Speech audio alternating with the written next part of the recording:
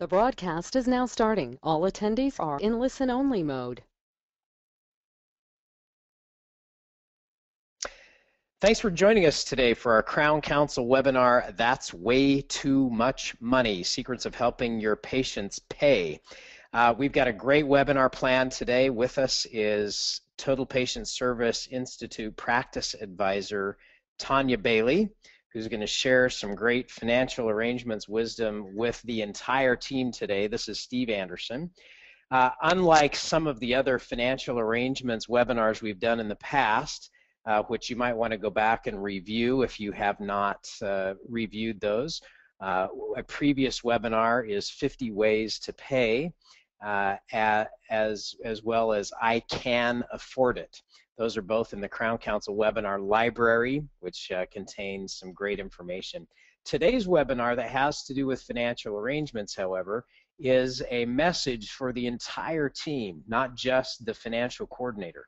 We're going to talk about how the entire team is involved in successful financial arrangements and helping the patient agree to treatment and the financials around it. Tanya Bailey has been in dentistry for many years, has worked in several practices, and has been a total patient service practice advisor for quite some time, is in and out of practices every day all over the country, presenting treatment, doing financial arrangements, and coaching teams to do that as well. So together, she and I are going to walk through some systems that involve the entire team on how to help your patients accept treatment with the right kind of financial arrangements. So with that, Tanya, welcome. Thank you. So let's go over the objectives we're going to cover today. We're going to make sure that we have things clinically set up for success. We're going to talk about linking it up, the tools you'll need, the final presentation, and then finally tracking and follow up. So in order to tee it up, how do you set your financial coordinator up to get the best results on closing financials? Well, it's an entire team's job really to make sure that the patient is teed up. It's a team sport, not an individual wrestling match by the financial coordinator. So we're going to cover everyone's role. The first step is to make sure that you have a clearly agreed upon condition and get the patient involved in discovering that condition. In fact, it's really important to remember that people don't buy solutions to problems they don't perceive themselves to have. So having a good model of co-discovery and making sure you're asking questions and using active listening to engage with your patient and get their agreement on the condition. Next, you also have to come up with an agreement of a clearly agreed upon treatment plan. So we have to link to with the M&M and always lead with the patient's reason, their reason. So we look at the model of the M&M, and if you will remember from the previous webinar, we talked at length in why case presentations fail of the M&M. But a quick review is to go over with the patient what matters most to them. So asking follow-up questions during that co-discovery and treatment presentation process, such as, what would having that do for you? Or how would that make you feel? Or, Steve, it sounds like your health is very important to you. Am I right? You're right. And finally, how important is getting that treatment to you, and why is that? So linking up with the patient's M&M and making sure that we're always leading with their reasons, not our reasons. So we get a clearly agreed upon treatment plan by using the urgency formula. So Steve, will you walk us through the urgency formula and how we can get that agreement with the patient? You got it. Tanya, if I can just weigh in on your previous comment, I think one of the key things for the doctor, hygienist, dental assistant to be plugged into is their biggest role in financial arrangements is making sure that there's 100% total agreement with the patient on what it is that they want to do. And the clear sign that that hasn't happened is when the patient gets to the financial arrangements piece and we're starting to talk about it, then there is surprise, there's a lot of clinical questions, there's doubt on their mind as to whether or not this is something that they ought to do. And that should not be the case in financial arrangements. So that's kind of a checklist item for the clinical team is, do we have 100% agreement on the treatment plan and that the patient wants it and we understand why they want it. So now the entire team is on the same side of the equation with the patient, trying to help the patient get what they want. I think that's a critical deal, and I think everybody knows when they have that and when they don't. And financial arrangements are successful to the extent that we have a patient that's eager to do what we have all decided that they want to do, including the patient. So let's talk about the urgency formula. So as Tanya mentioned, patients tend to place as much urgency and importance on treatment as we do. Rarely do they place more importance on treatment than we have. And so making sure that we have a clear sense of commitment and that we're very clear on where we're headed. So in the clinical area, these are some keywords that we talk about on a regular basis in terms of presenting treatment. That when an area is identified where there needs to be some action taken in terms of treatment, that some keywords are in order. So I would say, you know, Tanya, when we see a condition like this where there's bleeding and there's clear signs of infection, we get very concerned about this kind of a condition because we know that it's simply a symptom of bigger problems potentially in other areas. It's not just a problem in your mouth, it's a whole health problem. Or I might say, Tanya, when I see teeth that are cracked like this, I'm very concerned because I know that those cracks are never going to get smaller. They can only get bigger. And so it's just a matter of time before there's a more serious problem. So I'm not comfortable with typically leaving teeth like this as they are because we know they're only going to get worse. So those are some keywords. The third area of urgency is to say, you know, Tanya, I don't believe it's healthy to just watch a condition like this. One of the things that I love about these 3 degrees of urgency and the keywords concerned, not comfortable, I don't believe it's healthy, is you can turn what can be a habit of saying, you know, let's watch it, let's wait, let's see, is especially when you get to the 3rd degree of urgency, is to say, you know, Tanya, I don't believe it's healthy. I don't believe it's a good idea to watch this. I don't believe it's a good idea to wait. I don't believe it's a good idea to. So if you've fallen into the bad habit of wait, watch, and see, go ahead, keep using those words. We're just going to add, I don't believe that it's healthy to wait, to watch, to see what happens, because we know, ultimately we know exactly what's going to happen here. It's just a matter of time. So some suggestions in terms of making sure you have agreement on the necessity of the treatment and moving that forward. The next step is to make your recommendation. And once you've established what the patient wants and you have emphasized the urgency and the importance of getting the treatment done, then you're going to make your recommendation. So Tanya, what I strongly recommend, or what I highly recommend, is that we go ahead and schedule your appointments so we can get these infected areas cleaned up and back on track so we can get your mouth healthy again. You're going to make a recommendation. Now, one of the clear problems that we see that's a trap is this.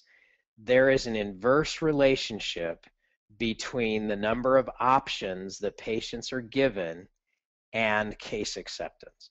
In other words, stated differently, the more treatment options you give patients, the less likely they are to move ahead with treatment. Why?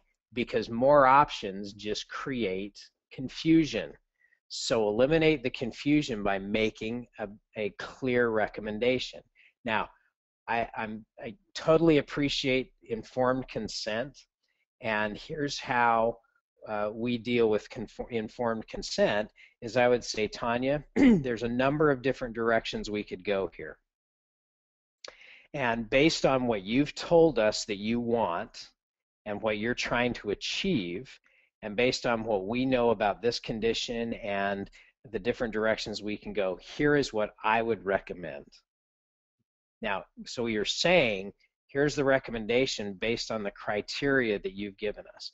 So then you can present your recommendation, and then you can say, now, if that, for whatever reason, if that is not acceptable, there are lesser options that we can discuss that will get you less than an optimal result based on what you've said you wanted. But based on what you said you wanted, here's what I would recommend.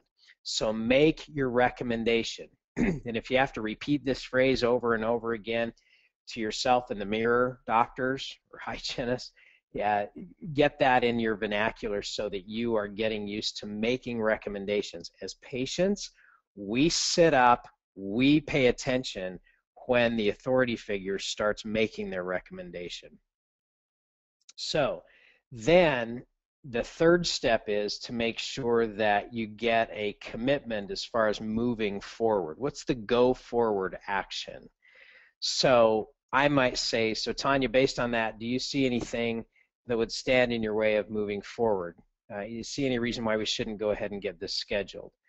Should we go ahead and see what's available? Or I might even say, Tanya, in fact, if we could move a few things around today and make some arrangements to get started on this today while you're here, would that work for you? In other words, in the clinical area, I'm going to identify the starting point. I'm not going to wait until they get to financial arrangements to start talking about the schedule. We're going to start at least defining some parameters so that we've got a commitment to get the work done, so that all we have to talk about next is just the financial arrangements and fine-tuning the schedule. So those are some suggestions. Express the level of urgency. I'm very concerned. I don't think it's healthy or safe to continue on. All of those urgency words. Make your recommendation, and then identify the go forward action as far as getting started with treatment. Tanya? So those are all such phenomenal tools, and one of the hidden secrets to stellar financial arrangements is making sure that your financial coordinator is aware of everything that Steve was just talking about.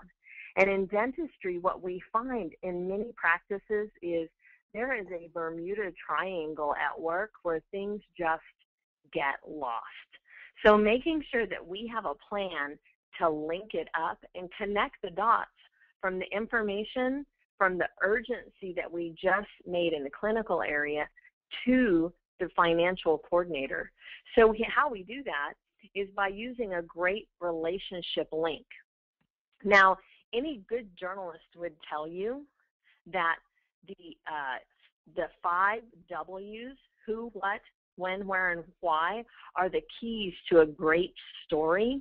And so this story is what we want to link to the financial coordinator. So we want to be linking up with who, that's the patient. What, the treatment. When, well, that's based on our urgency. So as soon as possible, maybe even today. Where, if this is restorative or hygiene. And most importantly, that 5th W, the why, the patient's why.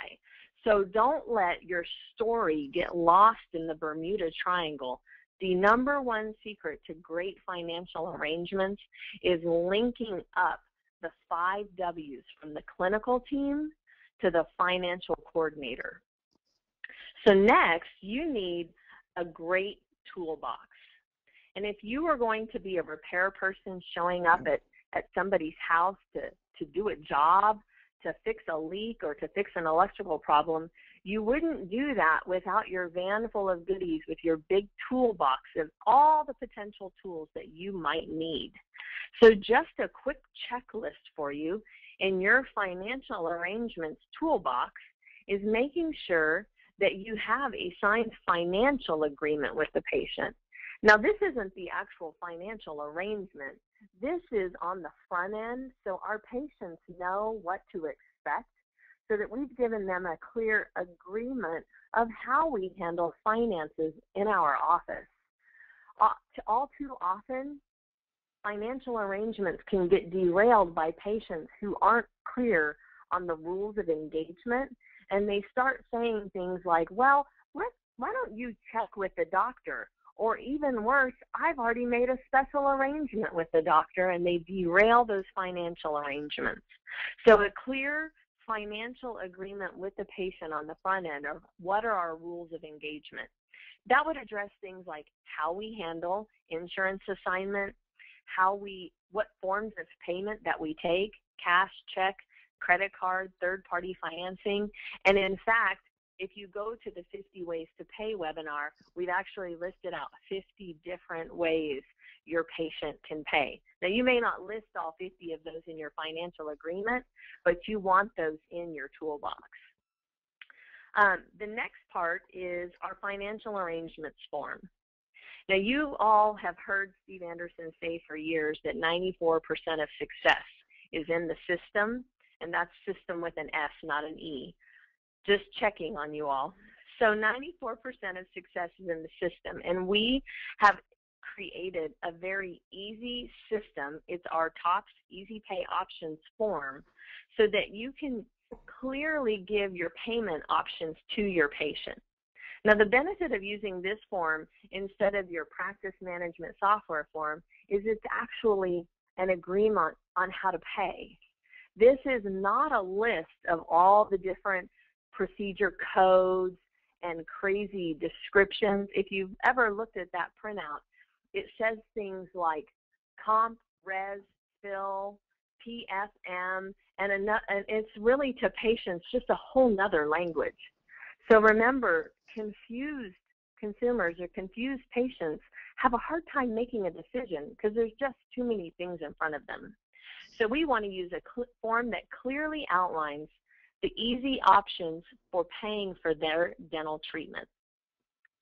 We also want to have, as a team, a clear understanding of the practice financial guidelines. And this goes back to, it's a team event. It's a team game we're playing.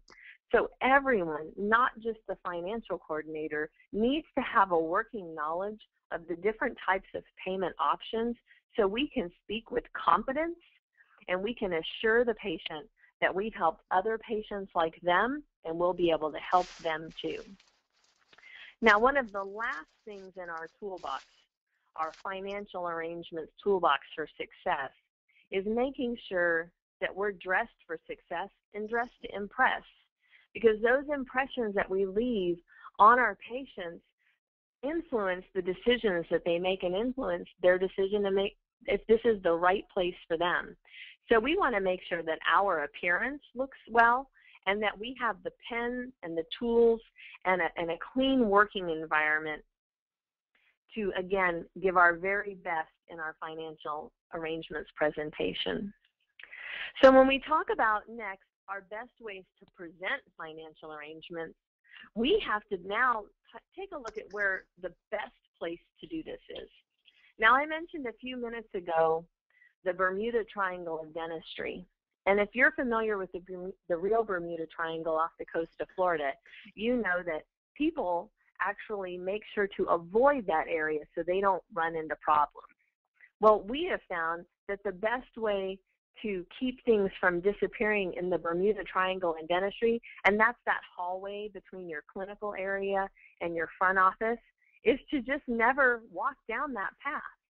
So rather than taking the patient to the financial coordinator, we recommend doing your financial arrangements right next to the patient chair side. So when you're in your dental treatment room, doing your financial arrangements chair side allows the patient to be comfortable, to not have really change that mindset, because we know when patients get to the front desk, they're ready to go. They've got one foot out the door. So if we can bring the financial coordinator to the patient and we can link it up with our relationship link and share all of the great co-discovery we've had with the patient, as well as the 5 W's, we are one step closer to successful financial arrangements. Now, I know in your practices, time is a commodity. Time is your biggest enemy. So how to make this successful, chairside with the link, we can then take the patient to our consultation room or to another area if we have to, if we need to use that space for a next patient waiting. So a second choice would be to do the link chairside and then move to the consultation room. So maximizing your consultation room means that it's ready for you. It is set up, it's clean, it's organized, and you have all the tools at your disposal. So making sure you've got all of your brochures, you've got access to your appointment book view, and you've got appointment cards ready to go. That's the key to using the consultation room. So now that we've covered our tools, we've got our link, we know where we're going to do this, now we're ready to actually talk about the actual financial arrangements process. So as I mentioned before, the biggest key to success is how you set it up. And now, financial coordinators, you're on. It's your chance to shine. So as we go through, beginning with the benefit, as we start our financial arrangements presentation, beginning with the benefit is going back to the patient's reason, going back to the 5 W's, their why. So we want to begin with the benefit to the patient of the treatment, not to be confused with the features of the treatment. So the benefit would be making sure that the patient is healthy and avoids any problems like they saw their friend have when they didn't move forward with treatment. Making sure that we're connecting with their M&M.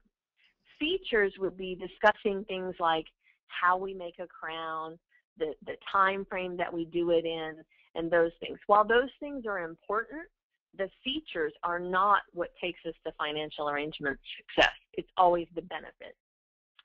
Once we've clarified the benefit to the patient, we want to quickly review the agreed upon treatment plan and just make sure that we're in alignment. Now, when we've had our great link from the clinical team, we can just backtrack quickly to reviewing the plan to get them back on track with their health or their appearance or whatever that interest was that they had. And next, we're ready to talk about the money. So up to this point, our conversation has been eye to eye, knee to knee, one-on-one.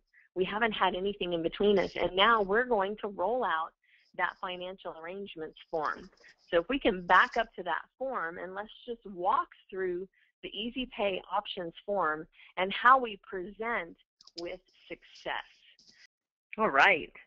So the Easy Pay form is a fantastic tool to give your patient clarity of their payment options. Unlike a printout from your dental practice management software, it is actually a tool for financial arrangements. Now, the form that you print out from your practice management programs like Dentrix or EagleSoft are still an important form, but they're an internal form. So you're going to gather your data off of that form, and then you're going to merge with this form for the actual patient presentation. You know, the reason that we don't recommend using that format of your software is because it has really crazy things like comp, res, post, 3surf, and it says really confusing things to the patients. And as you all know, being a trained treatment coordinator, when you switch to a new software, you even have trouble figuring out the lay of the land there. So the Easy Pay options form is a tool for clarity of financial options and a clear agreement of what our financials are going to be. So we start going through the form with what the treatment includes, and then we present like this. So we would say, Steve, the total for your treatment is $1,758. Your estimate of your insurance savings is $800, and Steve, that'll leave your estimated patient portion at $958. So yes, folks, you heard me right. That's insurance savings, not copayment, not out of pocket, but we want to make sure that we refer to it in the form of a savings. In fact, I like to think of the dental insurance savings like a gift card. It's an amount that is going to be contributed to my treatment, but it's not intended to cover the whole thing. It's just a starting point. So next, you all will remember the law of the herd. Patients want to do what they perceive other patients to be doing. So we're going to use that in our financial arrangements presentation as well. So when we introduce the fee, we're going to talk about our most popular option. What most of our patients prefer to do is to use our prepayment courtesy. And how that works is you save 5% when you pay in full a week prior to the appointment, which in this case would be $48, and that would bring your patient portion down to $910. How does that sound? And we're going to stop there, and every step of the way, we're going to be making sure to keep eye contact with the patient and really read their body language to see what they're telling us. So we're going to listen with our eyes. Now, in the event that the patient's not able to take advantage of that courtesy, maybe that amount doesn't fit in their budget, our next easy pay option is going to be our no down payment option. Now, like we mentioned before, in our 50 ways to pay, we talked about 50 different ways that your patients could pay for treatment. So I'm not going to go into all the different types of third-party financing today, but it is important to make sure that we do have several different third-party options to offer. So our frame on third-party financing really determines our success in using third-party financing with our patients. So we want to talk about what works best for the practice first, and that would be the low fixed rate option. So when you talk about your payment plans with the patients, you want to make sure you're talking to them in the terms of a comfortable monthly payment based on the schedules for the fixed rate plans. Why do we do that? Well, we want to make sure that we're positioning these programs to the financial, benefit, if you will, to the practice. So when we offer the 12-month no interest or 18-month no interest or even 24-month no interest, they have their place. They're just not the starting place because they cost a lot more to offer. In fact, most of the programs charge anywhere from 7 to 15% for those no down payment options, which is pretty expensive to the practice. So when to do it? Well, now we don't want to send the patient home with a brochure. We want to talk about those payment options right now, and we want to put them in front of the computer and let them go ahead and apply for that financing right now. If the third-party financing option doesn't work, then our last option is going to be our in-office pay plan. So we want to make sure that if we use that, we have that set up for success. So how we set that up for success is by simply securing that appointment with half down. So notice I said securing the appointment. So this is still going to give us the great benefit of the prepayment courtesy or the no down payment option as far as avoiding that financial flu with your patient, because there's still going to be money down on the appointment. And then we secure the remaining 2 payments with a credit or a debit card on file.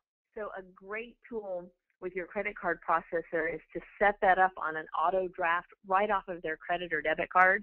And we do have a resource partner, Payment Alliance, that's happy to set that up if you're not already using a bank that allows for that.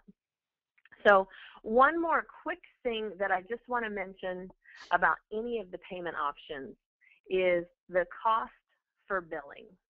So when we offer, say, for example, a courtesy for a patient to pay in full, many times I get asked, well, Tanya, why would I offer a discount for them to pay? Well, A, we get the appointment secured. So money down means we increase the likelihood that they show up for the appointment. But even more importantly, we're not paying for collecting balances. So when I say paying for collecting balances, what I mean by that is anytime you're having to work your AR, meaning your financial coordinator or somebody in your practice is having to create billing statements and send billing statements and track patient aging week after week and month after month. We do, in fact, pay a cost to try to collect that money. So when we have our patients pay in full, whether it's through a prepayment courtesy or through our no down payment financial third-party financing options, we eliminate that cost that comes with trying to collect in the future. So once we've worked through our easy payment options form and we've gotten an agreement, here it comes again, that clear agreement with the patient of what they're going to do next, we finalize the commitment. So money down is a commitment. In fact, any of you that has gone to the spa or had a massage or jumped on an airplane, you know that you have to put money down to reserve that time. Well, that's our first step in our commitment. And our second step of our commitment is to schedule the appointment. Now, an important part of financial arrangements is also making sure that we schedule to meet our production goals, not just to fill a hole. So when you look at your schedule, you want to make sure that you're scheduling out to the appropriate time that's going to meet that daily goal. And then last but not least is engaging the patient with commitment. And you all know our commitment verbiage. We gain a commitment from the patient when we ask, so Steve, I'm going to reserve that appointment for you on Tuesday, April 7th. We have the money taken care of. We will see you at 3 o'clock. Will you be here? I will be there. Excellent. So we've now secured our commitment with money. We've scheduled the appointment, and we've secured with a verbal commitment and agreement. And we have just activated the law of integrity because Steve wants to do what he says he's going to do. You got it. So the last part of successful financial arrangements, getting a clear system. Let's go back. 94% of success is in the system. So having a system in the event that they don't schedule today, what do we do next?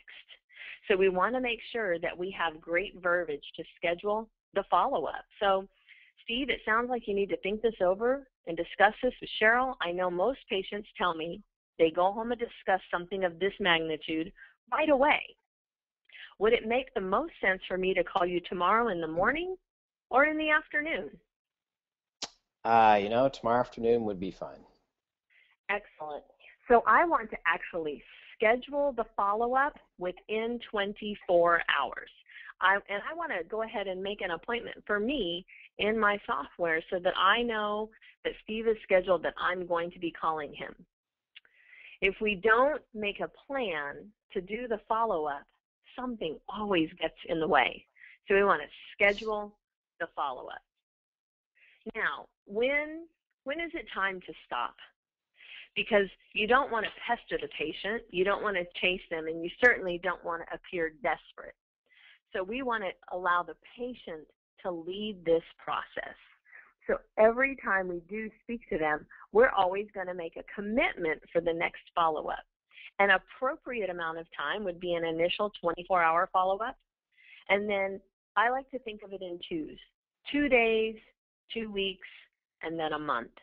And at that point, if the patient has either not responded to my phone calls, of course, each step along the way, I'm also probably going to send an email, and I will continuously ask the patient to push the process the next step further by asking questions. And then in the event I get to that time frame and we haven't come up with an agreement, I'm going to put a plan together to re-enroll them at their next hygiene visit, and I'm going to link that up with the M&M. So I'm always going to go back to the patient's reason, and I'm going to put a note out at that next appointment to review. So always remember the rule of 15. Will you give us a reminder on the rule of 15, Steve? Yeah, so this is something that isn't discussed very much in dentistry, but I think there's a lot of application here, which is most people after the first no or the first maybe or the first let me think about it, they quit asking. And what we know is that in general, that 20% of the people will say yes after they've been asked 4 times. You'll get 50% after they've been asked or it's been discussed 8 times. You'll get 70% at 12 times, and you'll get 90% after 15. So that's a lot of repetition. Now, don't mistake that with being, a pest and have to be, you don't want to offend the patient. But I think the point is that just because you talked about it once and they don't move ahead doesn't mean that the conversation's over. Circumstances change, different things come up, so you always want to make sure you keep it in front. And Tanya, my favorite way to do that is that every time that patient comes in, especially for hygiene, is you get their permission to revisit previous recommendations. So I would say, Tanya, we're going to go ahead with your regular visit today, and before we do that, what I'd like to be able to do is give you an update on your current health and give you an update on everything that we've discussed in the past so that you're always in a position to make an informed decision.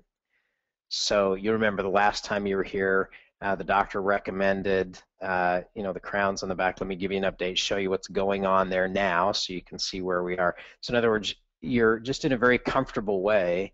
You're always keeping them informed because what happens is if you don't revisit it, then they think either they've been healed miraculously somehow, or that you weren't really serious about the recommendation in the first place. So always have to keep revisiting treatments so that you got consistency and everybody's always on the same page.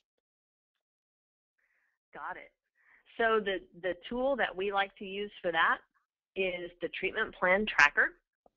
And the treatment plan tracker is just a great way to keep a list of everything that we've presented, everything that's been accepted, and our continuous plan for follow-up.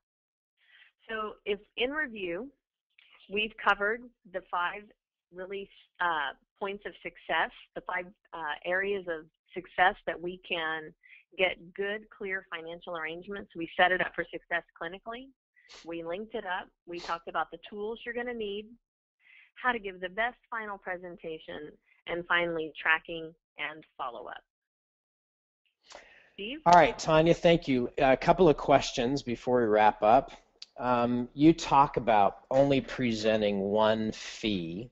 So how do, because if you do kind of what comes naturally with the dental software you're using, then it prints out an itemized treatment plan. So how do I get away from presenting an itemized treatment plan, and why don't I want to present an itemized treatment plan? Great question. So I'll start at the end. So when we present an itemized treatment plan, we create, if you will, a menu for the patient. So if my favorite, least favorite menu is the Cheesecake Factory, because I have 27 pages of choices, and what that leads to is a lot of stress and confusion and really lack of decision making. So we want to help our patients make a great decision moving forward, and so we can do that by eliminating the confusion of the line item, eliminating the menu of services and prices. So what I love that the software programs will do is when we have the agreed plan, and we're going to tie it back to the patient's why, what they want and why they want it, we then present our 1 fee to get that satisfied. And so all the things that go along with it are incorporated into that 1 fee. Got it. Okay. So you may have to do a workaround, but 1 fee gets better results than an itemized treatment plan. Every time. In fact, we've been tracking this, and what we find is the practices who present with the Easy Pay options forms consistently have higher case acceptance averages. Got it. In terms of treatment options, have you ever seen a situation where presenting more than 1 recommendation gets a good result? that ties back to something you said a little bit earlier about really making sure that you have informed consent, but really presenting one final treatment recommendation on what the patient really wants.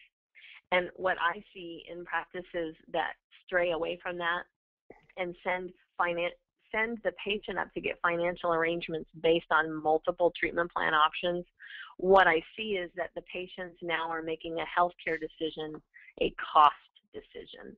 And so we want to set it up so our patients can make a best decision with everything out on the table and not looking at financial arrangements as the final deciding factor. Got it.